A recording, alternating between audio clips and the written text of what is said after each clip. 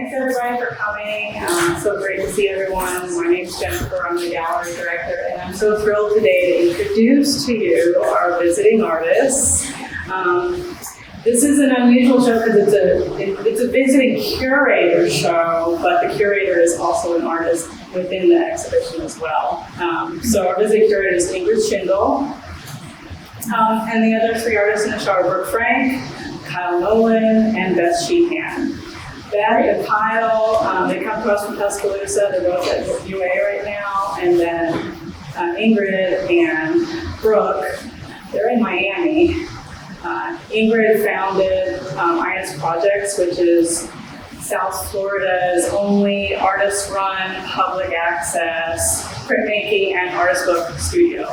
And she also co-founded Topic Bound, which is Miami's first international artist book fair. So we're thrilled to have them here today. It's such an honor to welcome them and to listen to them talk about their work. So take it away, guys. Thank you. Thank you so much.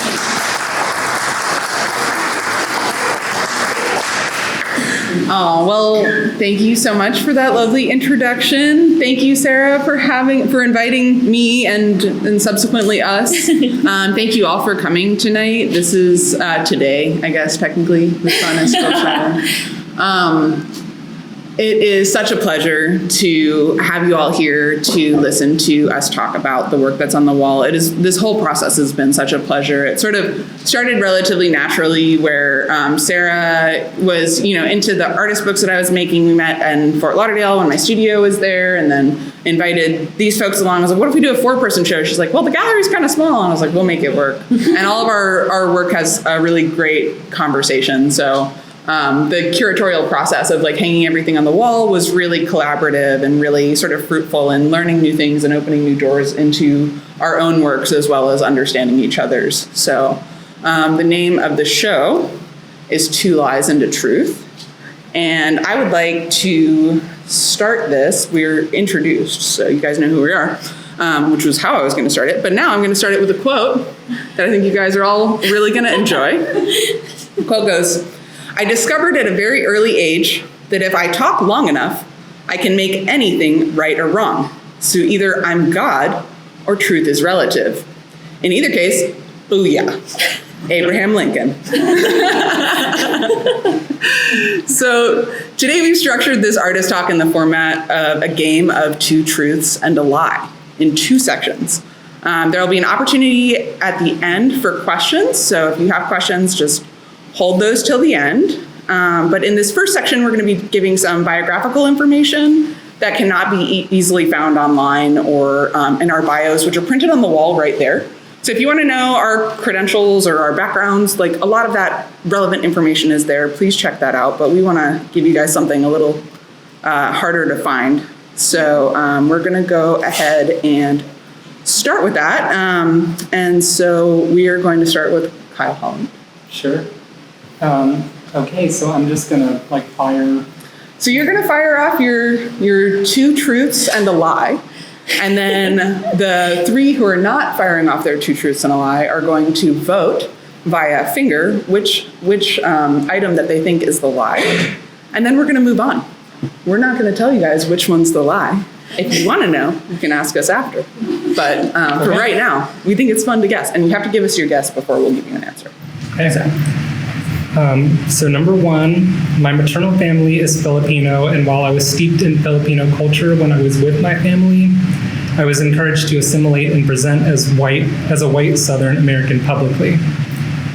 Number 2, I had memorable hunting experiences with my friends as a teenager, but we never had the opportunity to take a shot and never harmed any animals. Number 3, I have been fascinated by tornadoes since I was a child, and my favorite movie is Twister, especially for its depiction of gender and how the extended self and relationships are symbolized in the movie, particularly through vehicles. Alrighty, we're gonna just 3, 2, 1 vote. You guys ready? Oh, I don't even remember what order they were in. I'll just put up fingers. All right, yeah, we're gonna truth anyway right now. All right, wild card. Ready? 3, 2, 1, guess. Alrighty, got some guesses. If you want to know, again, ask us after. After. Yes. So, am I next? You're next, Brooke. I'm next. All right. 3 potential facts about me. 1, I worked in regional theater, painting and building sets for almost exactly 10 years. 2, my only financial goal is and always has been having a dog. 3, I have never broken a bone. Alrighty. 2, 1. This is fun. Thank you for coming on this adventure with us. So I'm going to go next. So let's see. Bio section. 1. I fall into the relief screen print camp of printmaking as opposed to the intaglio litho camp. Please don't even ask me about the monotype camp. Love y'all, but are you really claiming printmaker on the regular? We can talk about it later. 2. When I moved to Baltimore for college, I missed seeing grass and wide swaths of plant life in my walks to and from class. So I started a balcony garden to wake up to. And 3, I have fallen off a horse while on a mountain in Chile, and everything about that experience, the fall, the ride, the sand in my nose, the horse and I were on a sand dune at the time, continues to influence my work since that happened. 3, 2, 1. Interesting. I use printmaking, papermaking, and book arts within my artwork more than other mediums because I think those processes provide a richer platform for creating meaning through materiality and process. Number 2, I have almost no episodic memory. There was no head trauma or anything that caused it. My brain just makes more room for semantic memory than it does for episodic memory, and it affects the way that I think about truth, reality, and time. And number 3, one of my pieces is in the Metropolitan Museum of Art's collection. I have printed for the artists Kiki Smith and Michael Heiser, and I wrote a book about bookbinding, all because of temporary tattoos. Ooh. All right. 3, 2, 1. I think that was the only time that you guys all guessed the same number. We might be too inside of this particular career. I did select my choices based on what they said because I know them too well to maybe throw some of you off. Just throwing that out there. Maybe they did too. I did not make a confident selection on you for what it's worth. I tried really hard to make those not easy to guess. That was very good. So we would love for you guys after the question part at the end also to come up and talk to us about it and pose what you think our answers are if you remember them by then. No pressure if not. And we would also love to find out more about you then. But you must guess at least first if you would like an answer. Yes. Great. So thank you guys who participated. Yeah, thank thanks you for all playing. for participating in our first section. So the second section of our game of Two Truths and a Lie, which I realized I didn't really introduce. So Two Truths and a Lie is a game in which everybody sort of gathers around and each person takes a turn telling 2 truths about themselves and 1 lie. And it's up to the participants that are, listening to guess, which is a truth and which is a lie. And when talking about this show, we were talking about like the malleability of memory and the question of authority and how, context changes content and things like that. And so the idea of 2 lies and a truth really felt like I put a really fun wrapper on what we were talking about. So when it came to the artist talk, it seemed like it would be a really great opportunity to play this game with you guys and to have, a little bit of fun with it, but also have an interesting format for talking to you guys about what we're doing. So in this second section, we're going to have a little bit of a timer going so that we don't go too far over. I'm just going to double check with Jennifer. Is it okay if we do 7 minutes each? Mm-hmm. Okay, great. And everyone is going to state 3 facts like before. They're going to probably be a little bit more in depth in this round, and they're going to be about the work, the content of the work, our processes of making, things like that. And the presenter we're going to make some guesses, and then the presenter is going to have a chance to respond. So it's going to be a little bit conversational, but a little bit presentational, and we're going to have fun with those lines. So if we have a timer set and everybody's ready, do you want a sip of water? Good. All right, you're hydrated. Thank you for asking. Yeah. It's important, so we're going to have Kyle go first here, too. Sure. All right, I'm going to put the timer near you so you can see it. Okay. Are you ready? I'm gonna All right. have to read fast. All right, here we go. Not too fast, not too fast. All right, here we go. 3, 2, 1. Okay. Number 1, growing up in the American South, I fell victim to Southern hegemonic masculine culture, which posits a hierarchical social structure in which an ideal dominant man exists to which other masculinities are subordinate. I felt socially imposed pressure to assimilate the physical appearance, demeanor, behavior, and other qualities of hegemonic Southern men and share common interests and hobbies such as hunting and fishing to avoid adverse judgment. Number 2, instead of engaging in the traditional practice of hunting, I search for and obtain anecdotes in which hunters anonymously confess to having fearful experiences in the woods at night in online hunting forums to use as primary content in my work.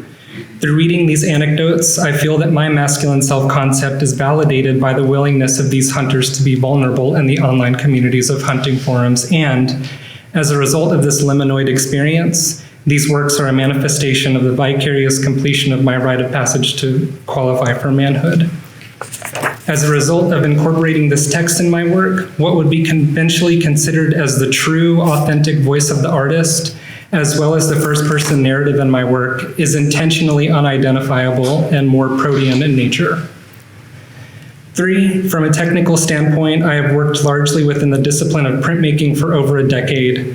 However, in order to communicate through text and images while also imbuing the process of printmaking with references and metaphors, I felt that I needed to step out of the bounds of traditional definitions of printmaking to begin to understand how its operations and aesthetics are significant to my work. In other words, I sought to make the process of printmaking a means to achieve conceptual goals rather than to remain entrenched in the intricacies of printmaking as a craft.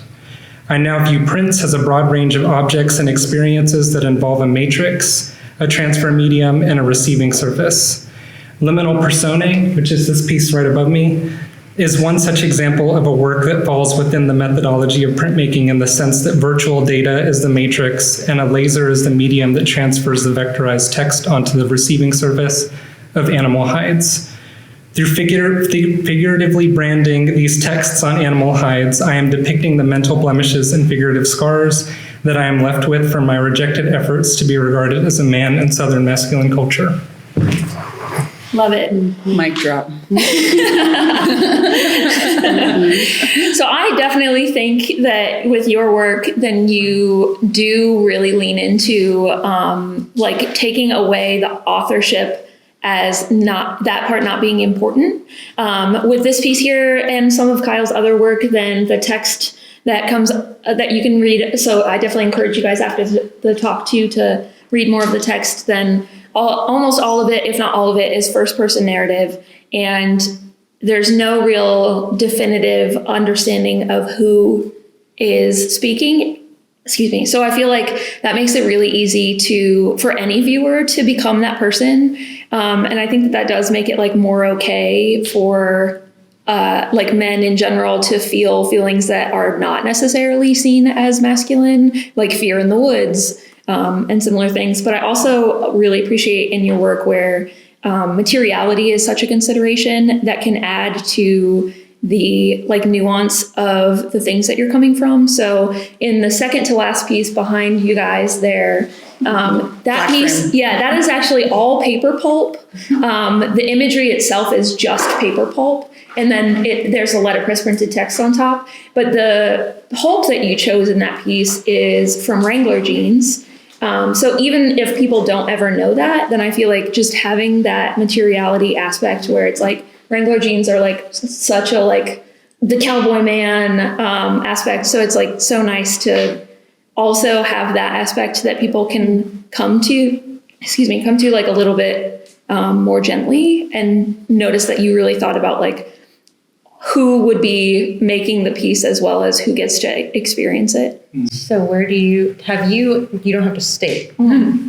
Where do you think? Well, not yet, though. Not yet. Are we? I don't think we're. Do we just want to duke it out? Okay, we'll just duke it out. All right. So I'm curious to know where you sense the possible lie? fabrication. That's cheating, though. Yeah, well, that's what I'm trying to figure out. See, these two know each other. Yeah, yeah. So I guess I can take a little take a stab. gander here. Yeah, go for So it. I'm feeling like there's an awful lot of truth in here, but I think there in that first piece there's so much attention given to that fear and desire to conform, right?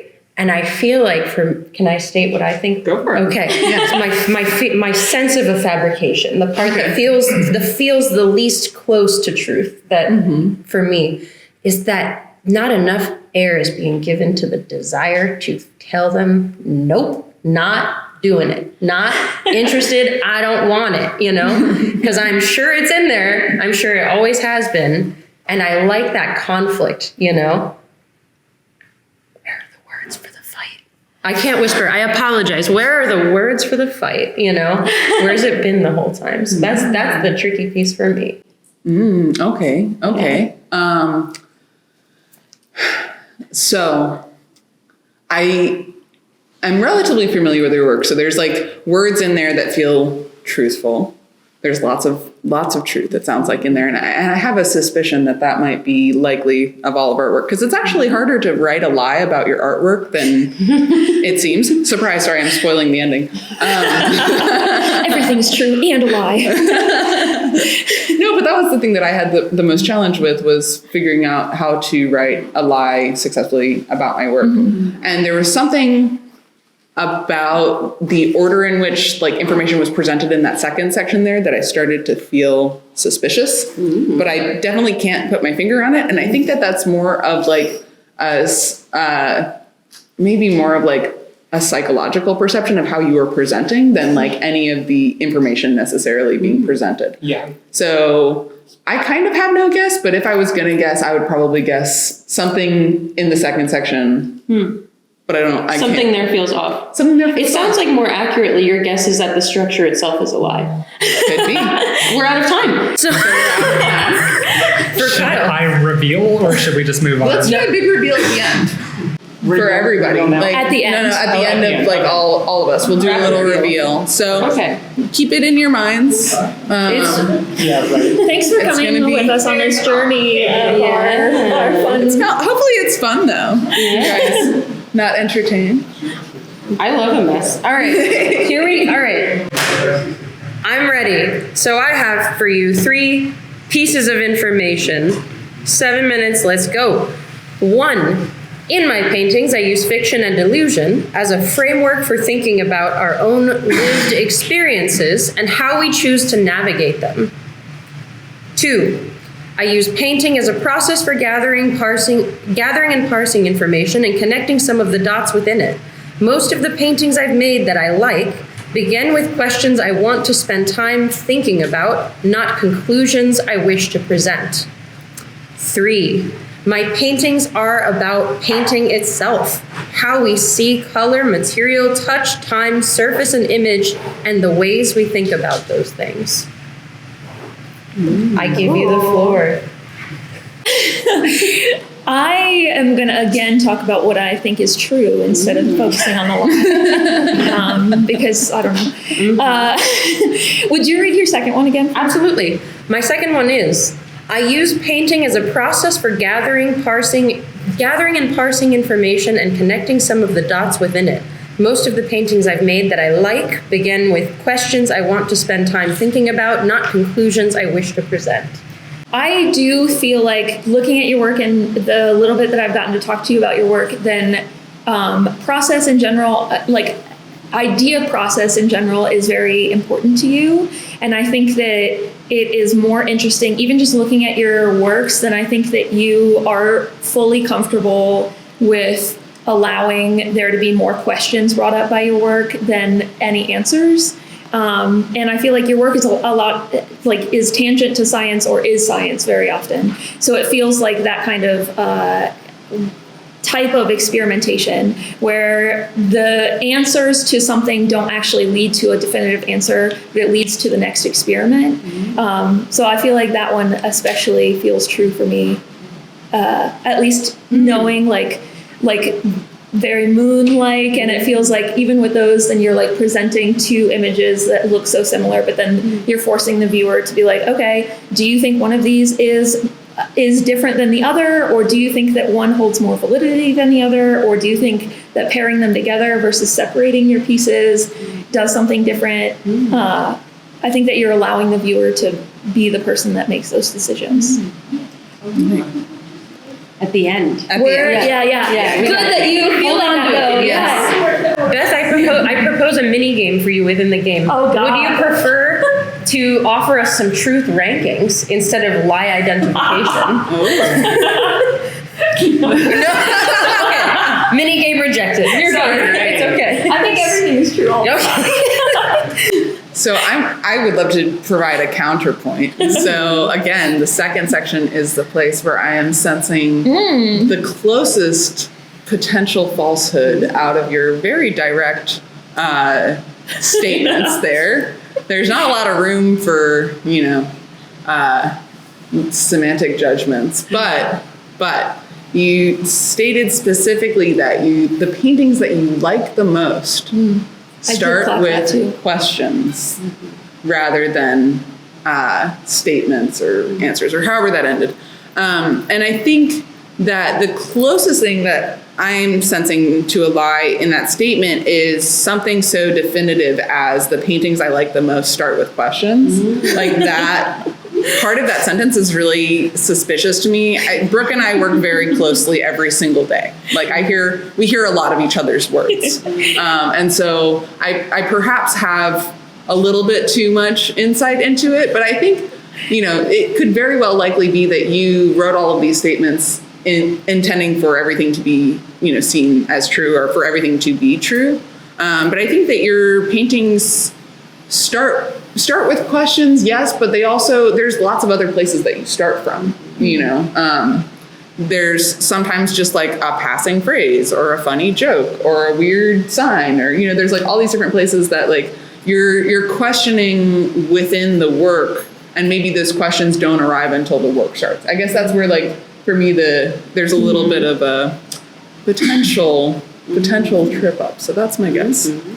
Okay, so I feel like the second and the third statements felt very genuine to me. So there was something about the first statement that I thought was suspect.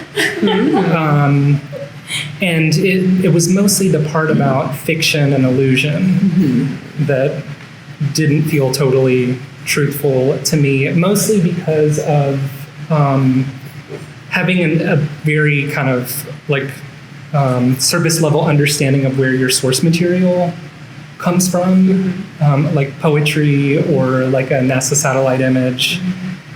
So the fiction and illusion part is what I caught on to. So. Interesting. So we have two different, like, suspicious fragments of sentences that we're just absolutely sus of. Beth thinks everything's the truth. So. And a lie. And a lie. That's the problem. Yeah.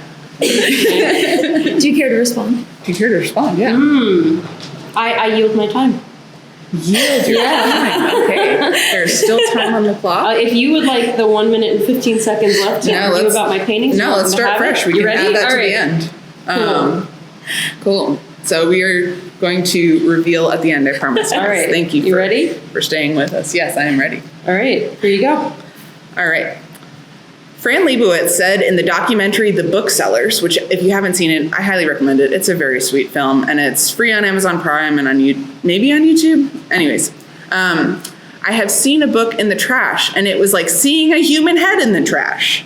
And I think there's something really direct about this metaphor, and it points to the direct and innate relationship between the book and the body. Funny title there. Beth had a show at IS Projects, curated a show at IS Projects called Between Book and Body, so it's fun to sneak that one in there. That's amazing. I think about this idea all the time, that books feel so ingrained within my understanding of myself in the world. So this work that you're seeing in this show, this piece behind me here, this one, and pretty much anything with water on it is me. There's 3 of them. So the work that you're seeing in this show is me playing with the resilience of that feeling, or the boundaries of that feeling. How much does something have to look like a book for me to have that sense of connection and protection for it? So that's one. All right. 2. The surface of the ocean came into my work initially as a way to think about self-reflection, thought patterns, memory, and portraiture. Printmaking and paper has felt like a very fruitful avenue to take to explore these interests. The ocean and printmaking share many things, lots of things in connection between those two big buckets of nouns there. But repetition, reflection, and surface are the tight knots between the two that I keep returning to. There's a quote by Mark Nepo, which some of you may know, that has been really a beacon in my practice in the last few years, and I wanted to share it in this artist talk because it's a nice one. It is, repetition is not failure. Ask the wind, ask the waves, ask the leaves. Or ask a paper maker is my addition. But that's 2. All right, so 3. The feel of a material and also an artwork is as important to me as the look of it. When I was a teenager, I would go to a thrift store or a bargain store and run my hand along the tops of the hangers, stopping whenever my hand felt something nice.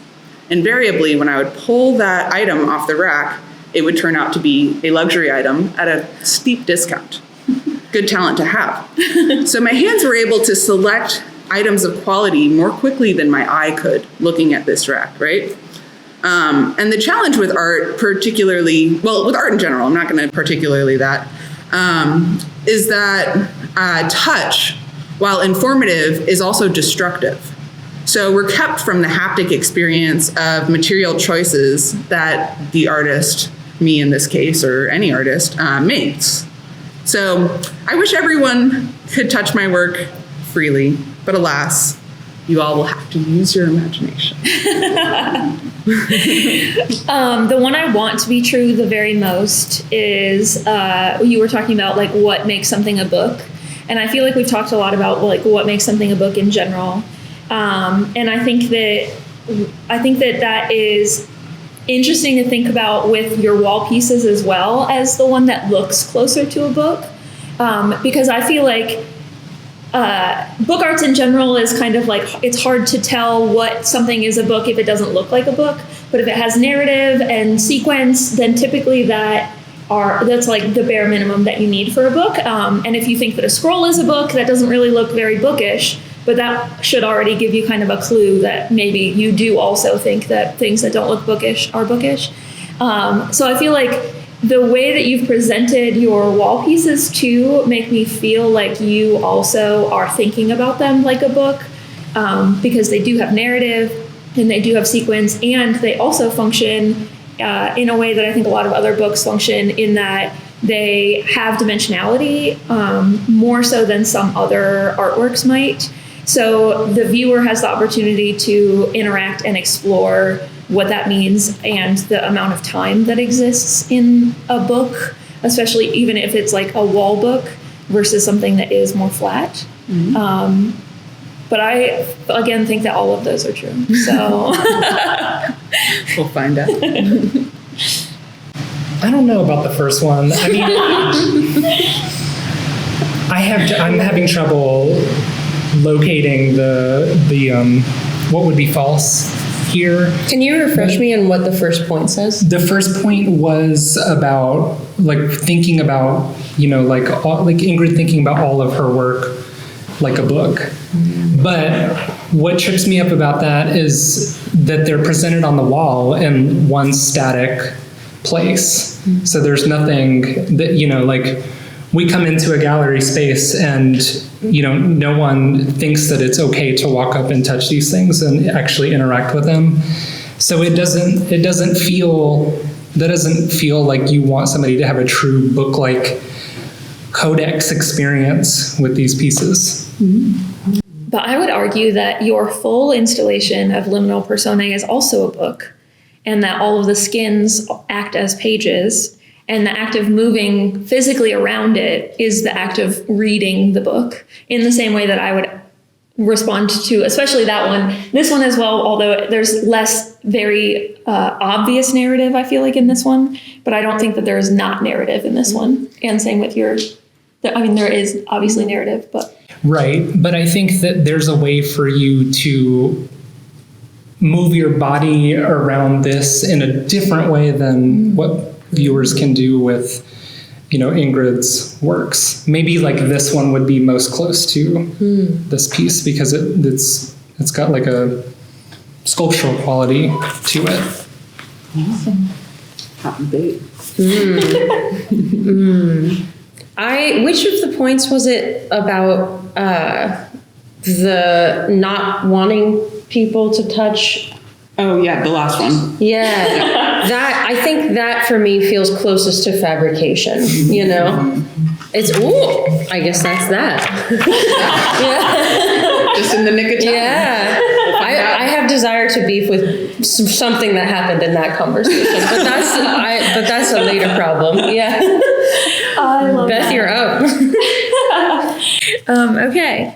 So for my work, I think there is no capital T true version of past events. There's only our perception of the past. So if we can change what we believe is true about the past, then that action is equal to actually changing the events of the past.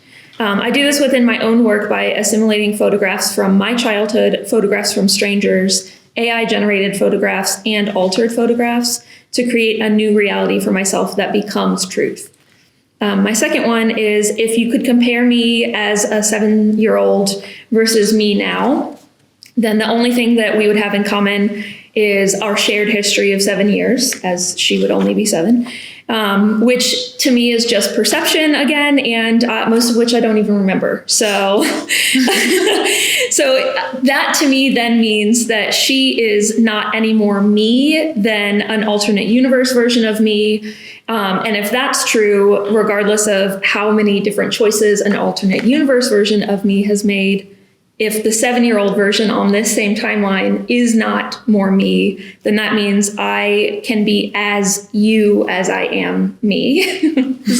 Sorry, guys. Yeah. So, because then that extends to other people, the definition of me can also include you.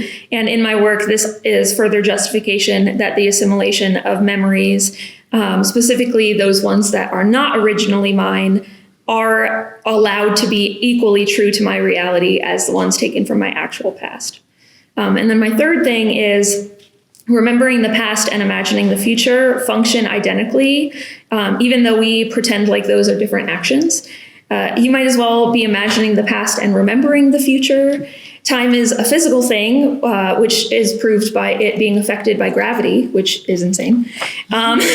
So our belief that time remains constant is an incorrect interpretation of our perception, meaning that imagining and remembering are equal to experiencing in real time. Those are my... Hope you don't have an existential crisis. No. Okay, so I would like to start by saying that I am incapable of reviewing for factual accuracy any of those physics claims. So we're going to take them out of the running and trust that Beth knows her physics. I did not lie about physics. Okay. All right. Cool. Okay, so we can start there.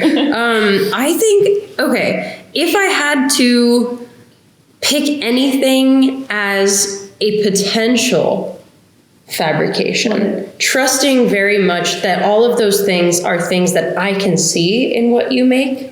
But maybe I think that second point to me feels like the most surprising thing I've heard you say as a potential starting point or goal for your work, And that's the only real context I have for evaluating truthfulness here, is the gap between what I experience when I'm looking at your work, when I'm in a room with it, and the conversations that we have as people, right? Which is an incredible gift to know an artist. You get so much more out of those experiences with the work than, not that it's more, but that it's different and maybe more nuanced, right?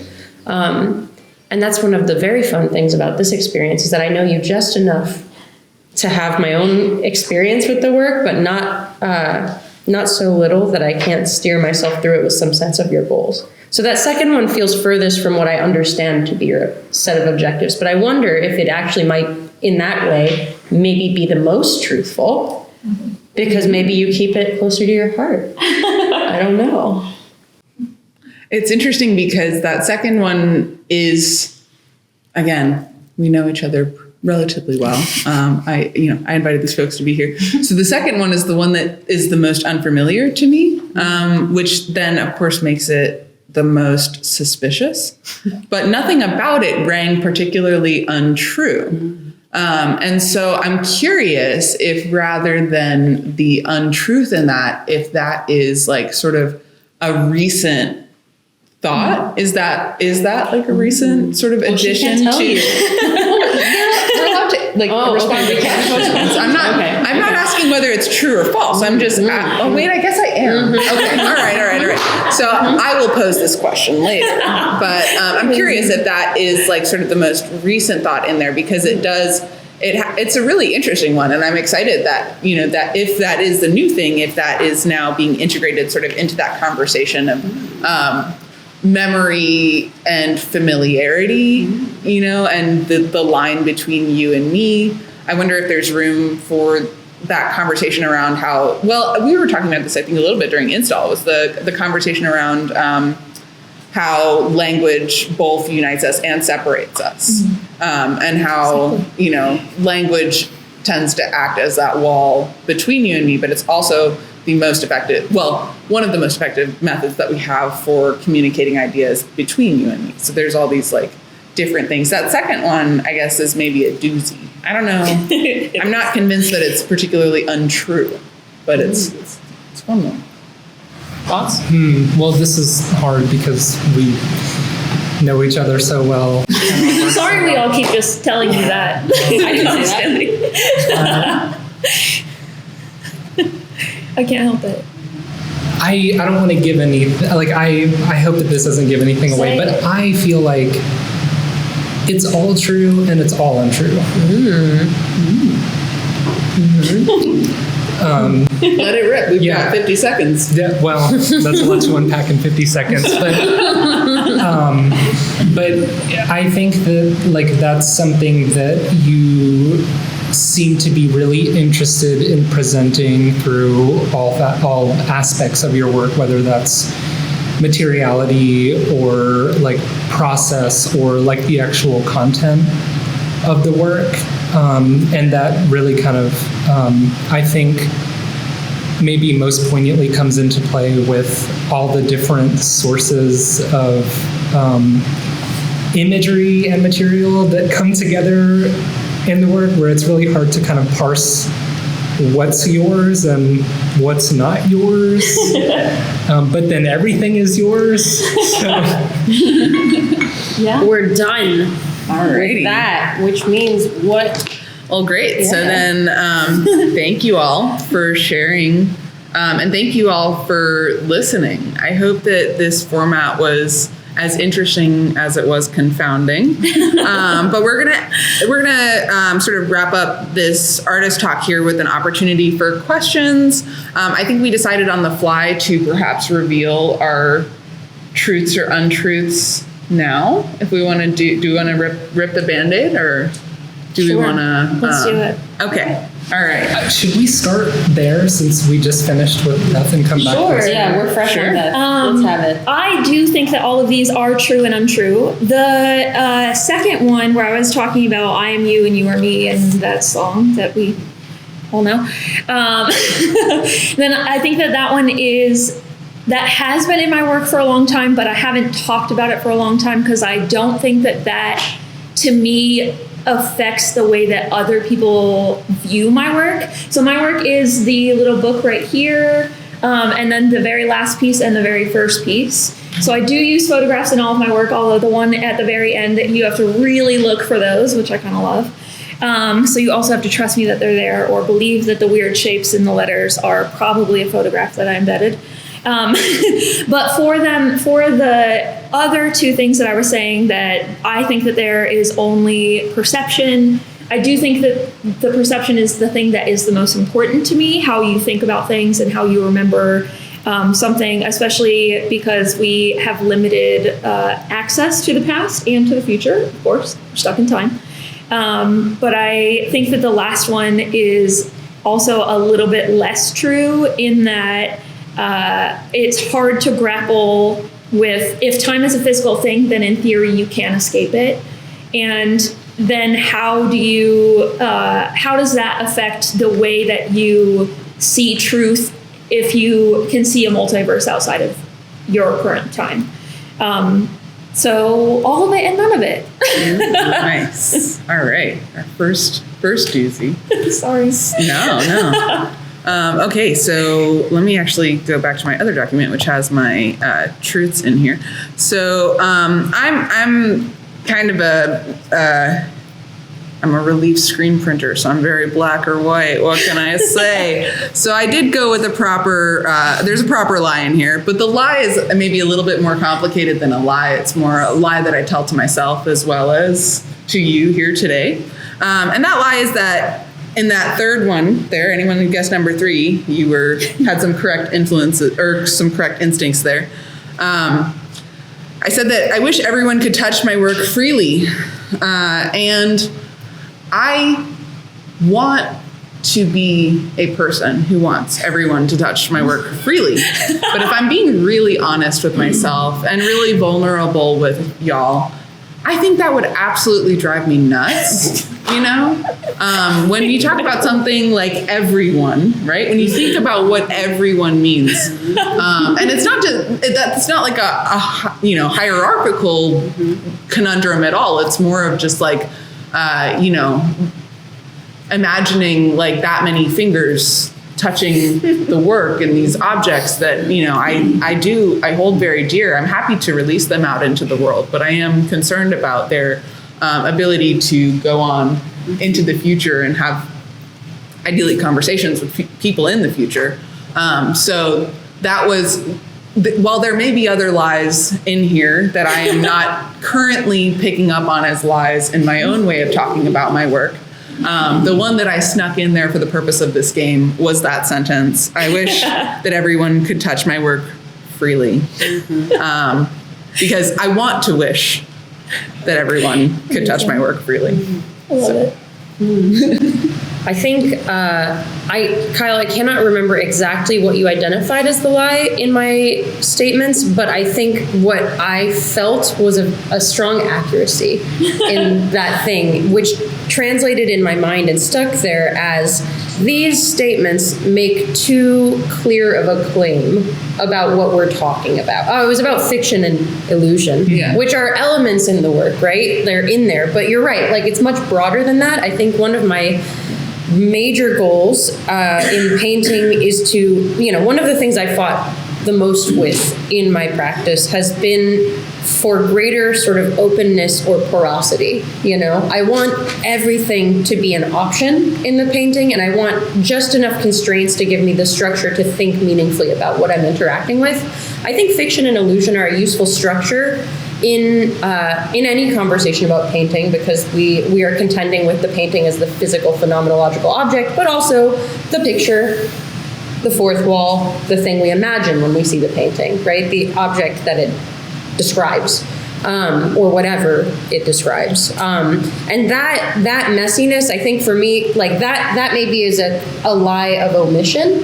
But then more broadly, I feel like writing in any concise format about your work must always be dishonest to some degree, which is not to say it's not useful or meaningful or productive to provide people pathways to the parts of things that you care about. But I do, we all talk about this with each other. Oh, I have to write this stupid statement. I can't fit it all in there, right? How am I supposed to accurately describe my goals with this work when I only have 20 sentences and they all have to relate to this weird theme or like address the goals of this grant or whatever. And it's not that those things you write are untrue. They're true very often if you're doing it right, but there's so much else happening there. And that can be very painful. And I think it stops a lot of people from making things. So I think for me, my sort of the vegetables I'm sneaking into the mac and cheese here is that like, hey, like it's okay. Like it doesn't have to all be, it doesn't have to be completely everything and all completely factual. It's art. Does it move you? I guess that's where we're going. Yeah. So I have to admit that I didn't say anything that was really a lie. The premise was a lie for you. But that's also not completely true. So the one tidbit at the end of my second statement about the intentionally unidentifiable nature of the text in my work is the bit that I would say is both the truth and the lie. And that was in the second statement? That was in the second statement. Yeah. So I mean, if you really read the text, I think that most of you can probably identify the excerpts of anecdotes that I didn't author.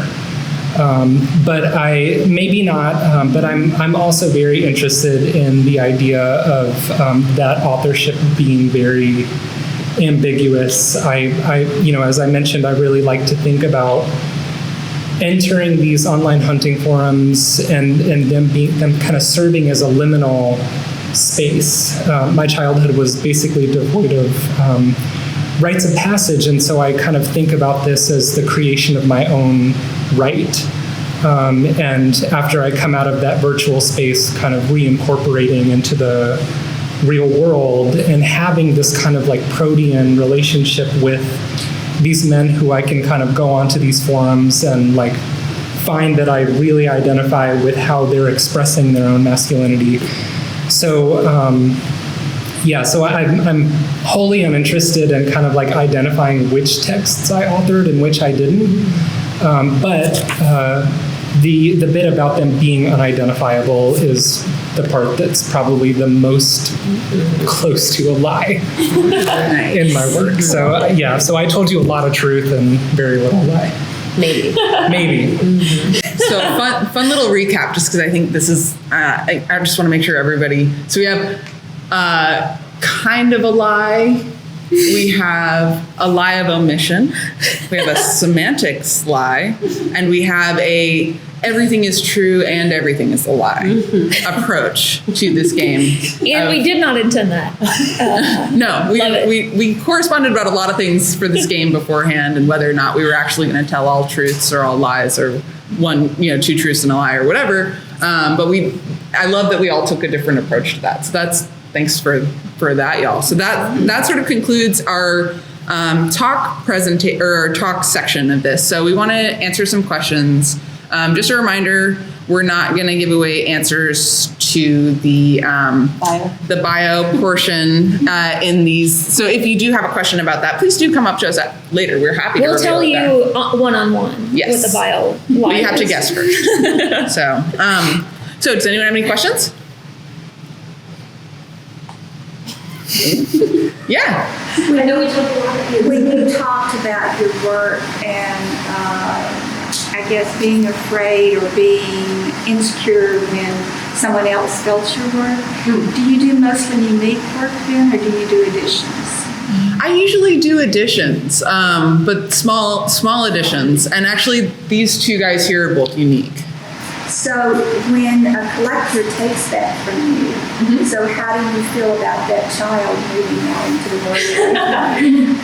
Well, that I guess that's a little bit of a thread into another sort of can of worms that I didn't get into in this conversation, but great question. Yeah. Thank you.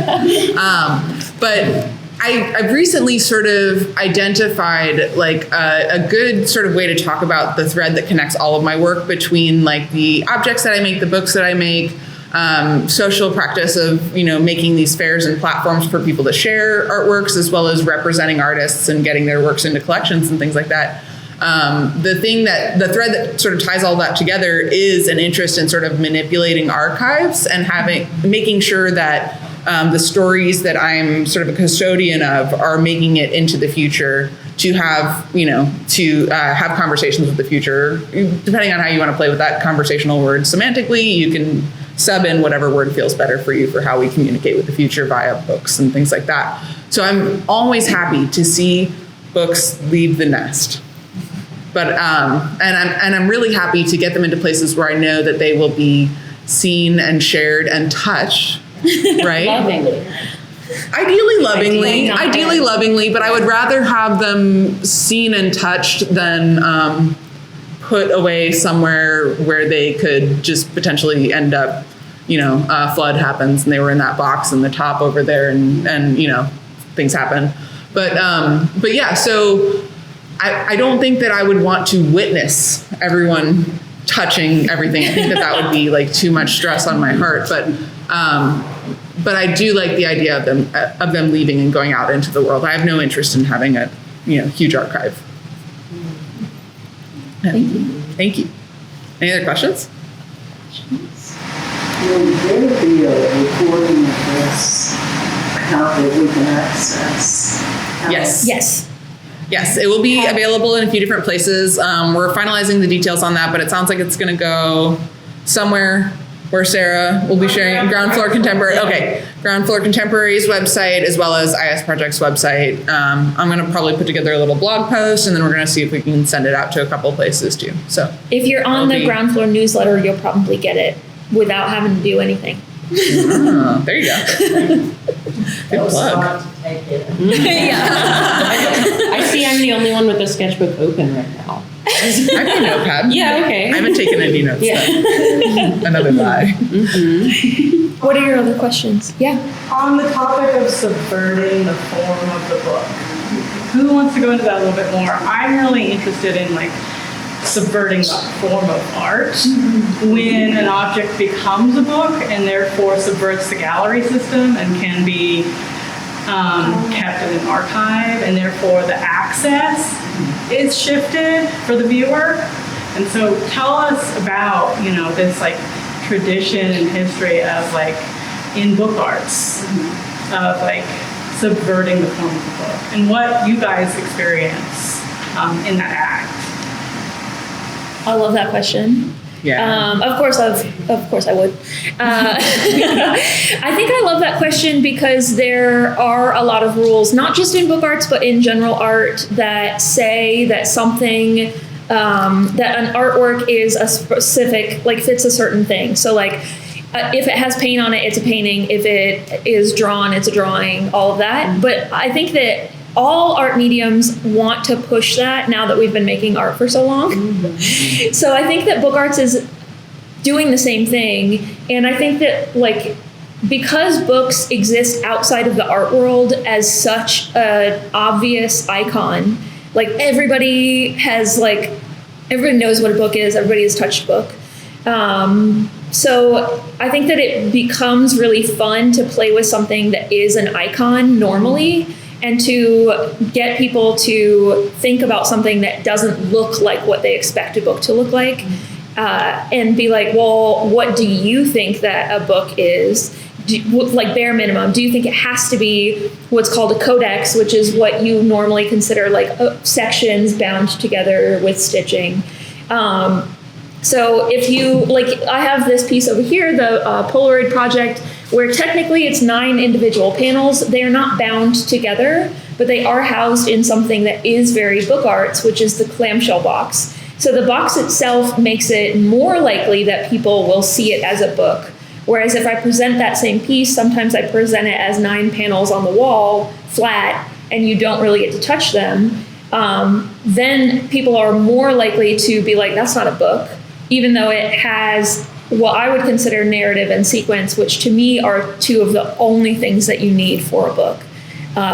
So I feel then it starts to be okay, if you do believe that the only things that a book needs are narrative and sequence, then what else can you look at that has narrative and sequence? Can you look at a flight of birds taking off as a book? Does that then become narrative and sequence because something's happening there? At what point do you think that there has to be human intervention in something to make something a book? Or at what point, where are the lines? I feel it's really fun to mess with those lines.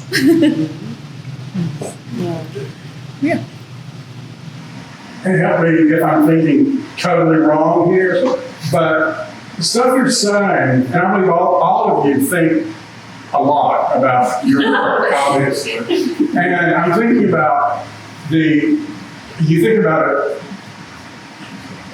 conceptually, obviously. Do you ever think about, or do you worry about, but you are all producing material works that you can see and touch. You're worried about too many people touching them. Do you ever worry about you will conceptualize it to the point where you have the desire to conceptualize it out of existence, where you go, I don't really need to make this anymore, and where you go back to something like, let's just have art attain the level of philosophy, where we just think about it. I would love this. If you have more words, please. No, that's kind of, yeah, I'm really grateful for this question. I really, really appreciate it. It's very close to my heart. I feel in my practice, at least, and I cannot speak for everyone or every artist at all, not even everyone at this table, one of the reasons that I make painting is that I run out of words. I am so caught up in my head worrying about all these things, these abstractions and possibilities and hypothetical potential. I buy so many books that do not answer my questions that I cannot even, I don't have time to read them. I can't open every single one of them and look for the one sentence that's going to unlock it all, right? I can't solve these problems in here alone, right? And that's one of the most incredible things about making art, especially making art, I think academically we like to describe it as being conceptually motivated or something, but like what we're really saying is that we're using a visual and material language to think, right? That thought is a part of what we're making, and that making is a part of thinking, right? So what that gives you mostly, it's not that we have to use the materials in service of our ideas, it's that the materials are a part of the finding of the ideas and exploring them. And that also frees you from the obligation to make a totally clear communicative product, right? It's not about delivering something. It's about giving that thing the opportunity to exist so you can look at it and you can go, well, that's not quite right. Something's wrong with that, or something's off about that, or that's not the whole thing. Like there's something missing here. And then you have another thing to make. It's incredible. Like it's just a never ending, if you just keep poking questions at the things you make, you have infinite things to make, And I find that that's the place that I need to make things from. And I find that obviously, I'm comfortable with words, right? Like I'm cool with them. We got lots of them, but there are so many words in the show. There's maybe 3 text. There's words on the backs of the paintings that don't have text on the front. So there's words everywhere, and they're very helpful. They're useful for context, but there's a point where the image, the material, the size of it, the way that it lives in the space helps you have a new relationship to the ideas that brought you in the first place, So it's this back and forth with the material world. And I think that's really important because also, for me and for a lot of other artists, when you commit yourself to a material practice, which is obviously not the only kind of art you can make, but when you need that material to think, it puts you in touch with a lot of things about the world that you live in. How much money do you have? Where can you buy things? Where can you get things? What can you find on the ground? It puts you in the position of gathering data about your lived reality to then think about it more deeply, And I think that's a more meaningful way to try to navigate things like philosophy or art and art theory and all of this other stuff, because it gives you a real foundation for how those things fit into your life, Mm-hmm.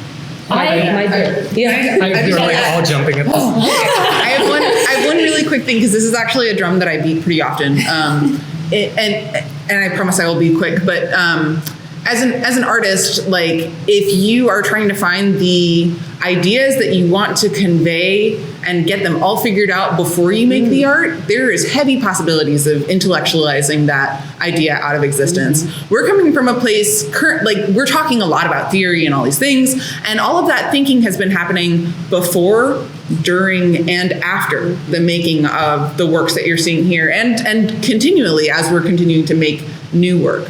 So what you were saying about, learning as we're making, and sort of one of the artists that we used to talk to said, I want to be a part of the audience too. And so if I have it all figured out before I make the piece, then, there's nothing for me to find here. And so I would hope, and this is maybe unsolicited advice, but I would hope that anyone who's finding that they're feeling challenged with sort of intellectualizing their works out of existence before doing so, I would recommend, just make something and then try to figure it out later. Yeah, make a blank and that's like totally fine too. And some of the works that are in this exhibition, I'm sure came from that. Like, I need to make this thing and then I'm going to figure it out later. And then all those puzzle pieces fit together, and all of those threads that were in the thinking before the piece, then sort of rise to the surface, either while the piece is being made or after the piece is being made. You look back on it and you're like, oh yeah, of course that's about that. Or of course that has links to that, anyways.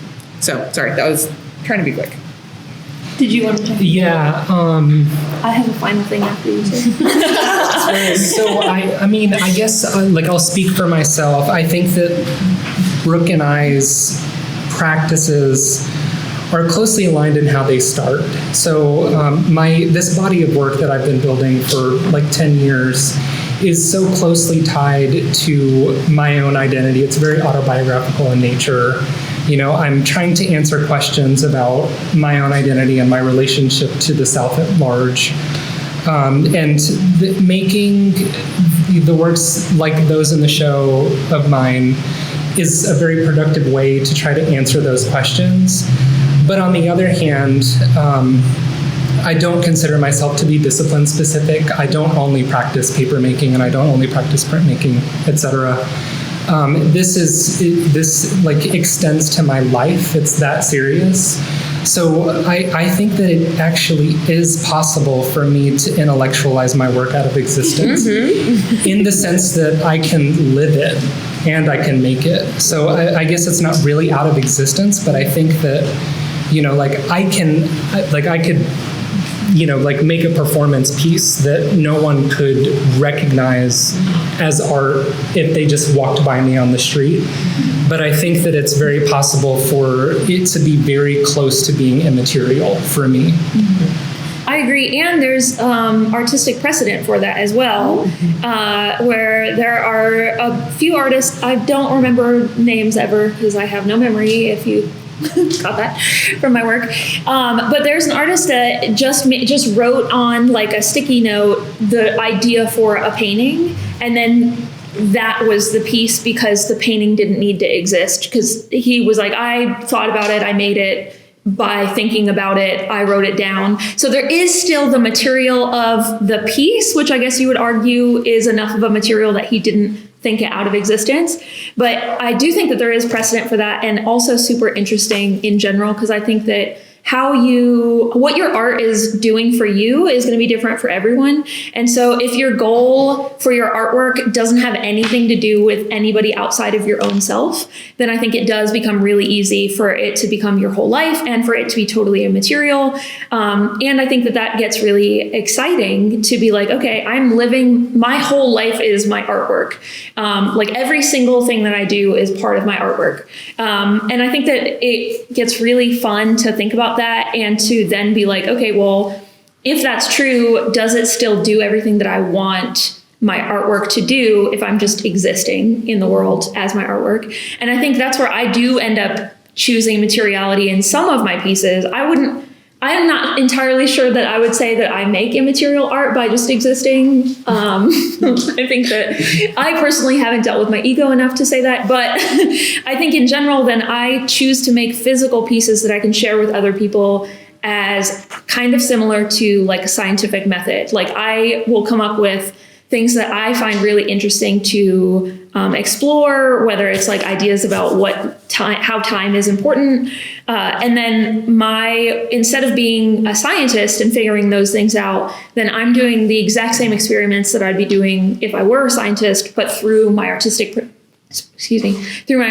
practice and through theoretical physics and theoretical art making and things like that. So I think that that's why I choose to make physical things still. But I do think that that gets kind of mushy fun to think about, like, yeah, you totally could. Or, I mean, but if the goal is not something, if your goal is something like connection, or if your goal for your artwork is something that has to end in a material, then I don't think that you can think that out of it guess it depends on the art.